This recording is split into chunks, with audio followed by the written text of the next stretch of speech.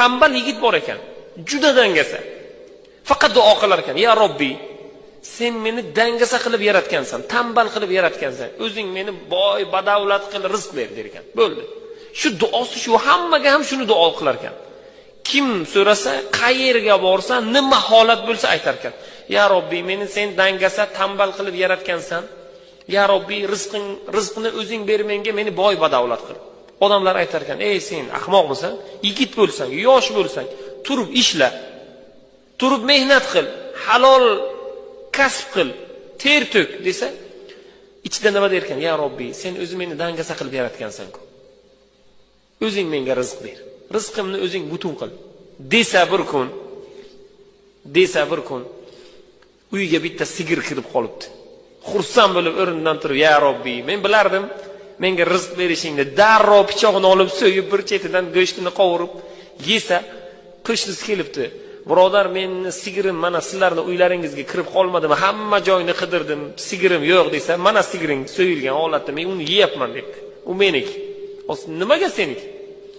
"Men Allohdan rizq so'radim, eshigimdan o'zi oyog'i bilan kirib keldi. Bu meniki. Sen ko'chaga chiqib so'ramading ham, surishtirmading ham, aniqlamading ham, bu noto'g'ri shariatda. Bunday qilishlik mumkin emas."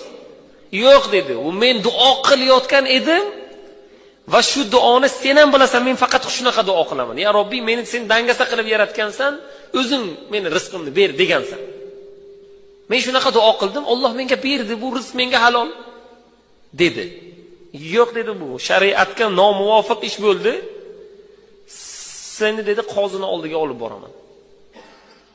"Yo'q" dedi, "u bormayman" dedi, "qozini oldiga." Unday bo'lsa, bitta donishmand bor. Ya'ni donishmand kim? O'sha mahallada yoshi ulug'roq, hamma narsani bilar ekanda u. Ko'za kunida sinadi deymiz-ku. Shu kunida sindirgan odam ekan shu. Hamma narsani, hammasini bilar ekan bu. Shuni oldiga boramiz deganda u dangasa yigitga ma'qul bo'libdi, bo'ldi, qozi endi qattiqroq shariat bilan hukm qiladi, o'shani oldiga boramiz deydi. Boribdilar, holatni qo'shnisi, sigir egasi tushuntiribdi. Tushuntirgandan keyin